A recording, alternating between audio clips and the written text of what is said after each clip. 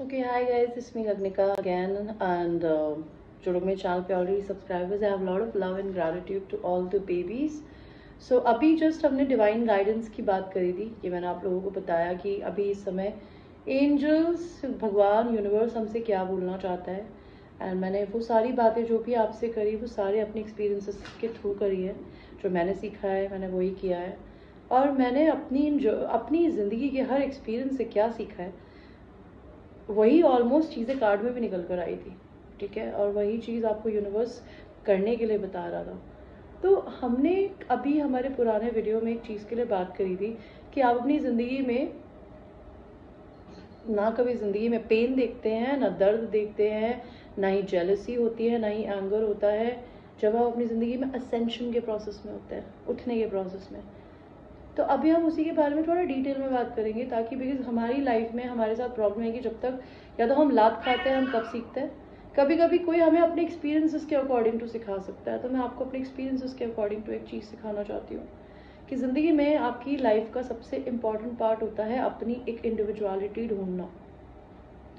जब हम किसी इंसान पे को डिपेंडेंट होते हैं प्यार के लिए, परिवार के लिए, सलाह मशवरे के लिए, पैसों के लिए, सेक्स के लिए, लव के लिए, तो हमारे अंदर negative emotions and positive emotions create होते हैं, जिनको कहते हैं एंगर, फ्रस्ट्रेशन, गुस्सा, पॉजिटिवनेस, कंट्रोल, जेलसी और एक्सट्रीम प्यार, पोजेसिवनेस, ईगो। ईगो होता है जब हमारी कोई चीज़ पूरी नहीं की जाती है और हमारे को सामने वाला इंसान अगर किसी भी रीज़न से चूज़ नहीं करता है तो हमारा ईगो हर्ट होता है। या फिर हमारे पास खूब सारा पैसा है लेकिन हमारे सामने कोई दूसरा इंसान है जो शायद गरीब है लेकिन वो हमसे ज़्यादा खुश है, तो भी हमारा ईगो हर्ट होता है कि हमारे पास तो पैसे है वो क्यों खुश है, हम क्यों नहीं खुश हैं।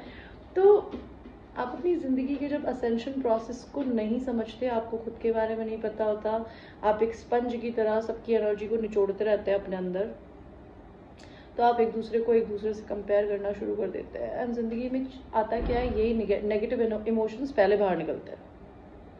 बिकॉज पॉजिटिविटी के लिए पहुंचने के लिए तो घर वाले हमारा बिल्डिंग प्लांट, मतलब कहते हैं ना जैसे पेड़ होता है, हम हमारे घर में पेड़ उगाते हैं, उस पेड़ में हम लोग उनमें खाद डालते हैं, पानी डालते हैं, उन्हें उनकी केयर करते हैं, उन्हें स्प्रे करते हैं, तब वो बहुत ब्यूटीफुली बढ़ते हैं। अगर हमारे को बचपन से उस तरीके का नरिशमेंट नहीं मिला, पैसा बहुत था घर वालों के पास लेकिन टाइम नहीं था, या फिर घर वाले नहीं थे, या फिर हमारी ज़िंदगी में अच्छे दोस्त नहीं थे, या पेरेंट्स ने हमें हमारी मर्जी से नहीं करने दिया, जब हमारी ज़िंदगी में हमको एक बहुत अच्छे पेड़ में तब्दील नहीं होने दिया गया बिकॉज उस पौधे की केयर नहीं हो पाई किसी भी तरीके से, तो हमारी ज़िंदगी में हम इन सारी नेगेटिव एनर्जीज के शिकार पहले बनते हैं। बिकॉज ह्यूमन का ब्रेन है ना, नेगेटिविटी को समझने के लिए पहले डिज़ाइंड है, पॉजिटिविटी को जानने के लिए या तो वो सिर्फ एक्सपीरियंस करता है, लात खाता है। और एक इंसान अपनी ज़िंदगी में कितनी बार, कहते हैं ना, आप को एक बार उठाओ गिराओ फिर उठो, फिर एक बार गिराओ उठो, लेकिन अगर कभी कभी आप अपनी ही गलतियों की वजह से अपने आप को बार बार गिरा रहे हो, फॉर इंस्टेंस किसी के पीछे पड़े हुए हो, अपने एडिक्शंस के पीछे पड़े हुए हो, अपने दोस्तों पे को डिपेंडेंट हो, किसी लव रिलेशन पे, अपने पर्सन पे को डिपेंडेंट है, तो होता क्या है कि आप अपनी ज़िंदगी में उठ तो पाते नहीं है, आप हमेशा को डिपेंडेंट की एनर्जी में रह जाते हैं, तो आपको ये नहीं पता होता कि आप असेंड कैसे होंगे।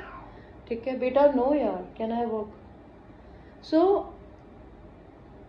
असेंशन की जर्नी में उठने के लिए I want to tell you, first of all, या तो आप एक्सपीरियंस करके धक्के खा खा के सीखते हैं। आपको इंसान कहते ना, किस्मत हमको 10 बार गिराए उठो, लेकिन अगर आपको अपनी ही गलतियां 10 बार गिरा रही है तो आपको सच में उठने की ज़रूरत है और ये समझने की ज़रूरत है कि आपके साथ जो चीज़ें खराब हो रही है वो क्यों हो रही है।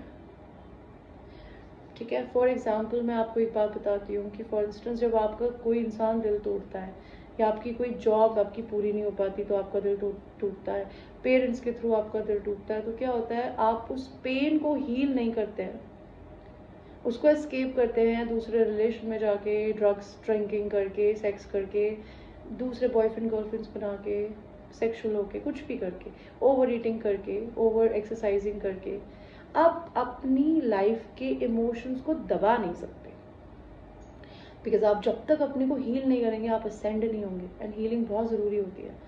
और आप ज़िंदगी में अगर हील नहीं होंगे ना, तो आप दूसरों को हमेशा अपना कंपटीशन मानेंगे, उनसे चिढ़ेंगे, उनकी ब्यूटी को देख के, उनके टैलेंट को देख के, उनकी चीज़ों को देख के आपको बुरा लगेगा, आपको लगेगा मुझे क्यों नहीं मिला, मेरे में क्या कमी है, मैं तो उससे ज़्यादा सुंदर हूँ। सुंदरता यहाँ से चाट के कोई कुछ नहीं करता। सुंदरता यहाँ आपके शरीर से पहले आपकी आत्मा में और आपकी सोच में होती है। उस सुंदरता को बाहर निकालने के लिए ना आपको पैसे की ज़रूरत नहीं है, आपको अपने दिमाग को खोलने की ज़रूरत है और अपने दिल को। और आप अपने दिल को तब तक नहीं खोल सकते जब तक ये दिल टूटेगा नहीं। जितनी बार ये दिल टूटेगा ना, कहते ना हीलिंग हैपेंस ओनली जब आपका दिल टूटता है। अब जब तक उस दिल टूटने के पेन से भागते रहेंगे आप हील नहीं होंगे। उस दिल को 10,000 बार तोड़वाइए, लेकिन उस पेन को एक बार फील करिए और फिर रिलीज कर दीजिए, and then you become a better person.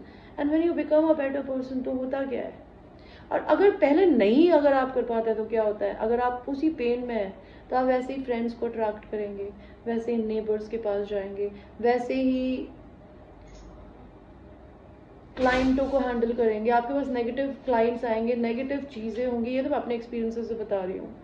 Because कहते हैं ना आपकी एक बाउंड्री होनी चाहिए। अगर आप फॉर इंस्टेंस बिजनेस भी करते हो मेरी तरह, और कोई इंसान एक्सट्रीमली नेगेटिव है, आप उस इंसान की एक बार मदद कर सकते हो, 2 बार कर सकते हो, 3 बार नहीं। उसके बाद अगर आप उस इंसान की नेगेटिविटी की वजह से अपने वाइब्रेशंस को गिरा रहे हो, तो दैट मीन्स आप अपनी ही चिंता नहीं करते। बिकॉज किसी इंसान से जस्ट बिकॉज आप पैसे ले रहे हो इसलिए आप उसके पूरी नेगेटिविटी को अपने अंदर निचोड़ लो, ये कहाँ का प्रोफेशनलिज्म है। ये मैं अपने लिए भी बोलती हूँ, बिकॉज मेरे कुछ क्लाइंट्स ऐसे हैं जिनको मैंने बहुत कोशिश करी बदलने की, बट सम पीपल, उनको लगता है जहाँ पे एक पॉजिटिव इंसान मिल गया उसको पकड़ लो ऐसे। पकड़ लो। और अभी मैं आपको भी बता रही हूँ, मेरे चैनल पे भी मुझे बहुत सारे लोग बोलते हैं मैं आपसे मिलना चाहती हूँ। यस, अगर आप मुझे एडमायर करते हैं तो आप मुझसे क्यों नहीं मिल सकते, लेकिन मैं आपकी दोस्त बनना चाहती हूँ, ये कौन सी बात है यार।